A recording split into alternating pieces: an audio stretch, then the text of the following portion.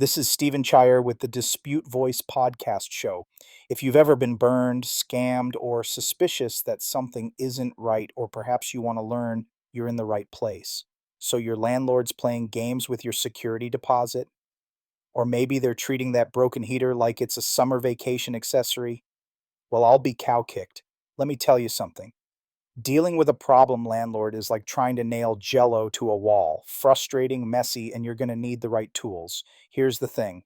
Tenants face all sorts of shenanigans. We're talking unpaid repairs where your ceiling's doing its best impression of Niagara Falls, security deposits that vanish faster than a politician's campaign promises.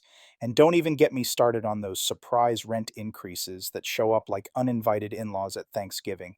Wicked shady, if you ask me. But here's where it gets interesting. You've got more power than you think. First things first, document everything. And I mean everything. That dripping faucet, take a video. Those emails where your landlord promises to fix the heat next week for the past 6 months. Screenshot city, baby. Think of it like building a case file for the world's most boring detective show, except you're the star and the prize is getting your apartment actually livable. Now, before you go full nuclear, try talking to your landlord. I know, about as fun as a root canal, but putting your concerns in writing shows you're serious and gives them one last chance to do the right thing.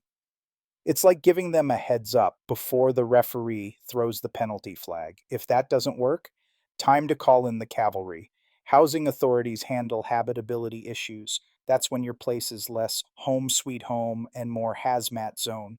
Health departments jump in for the really nasty stuff like mold or pests throwing their own little parties in your walls.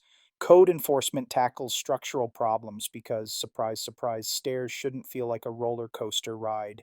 For the big league problems, disputed dealings, unanswered questions about where your money went, troubling patterns of behavior, you've got the Better Business Bureau, the FTC, and state consumer protection offices. These folks are like the Justice League for renters, minus the capes, but with actual legal authority.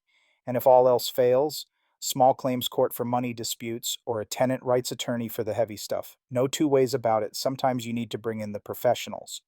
But here's my favorite part, sharing your story on DisputeVoice.com. Nothing gets a landlord's attention quite like seeing their name pop up in Google searches alongside their questionable business practices. It's accountability in the digital age, folks. This is Steven Chayer with the Dispute Voice Podcast Show. Remember, scammers count on shaming their victims to keep them silent. Dispute Voice publishes the names and deeds of these perps online and makes sure that Google displays it in their search results. Check out DisputeVoice.com for the latest posts and watch for us on the front lines of consumer protection.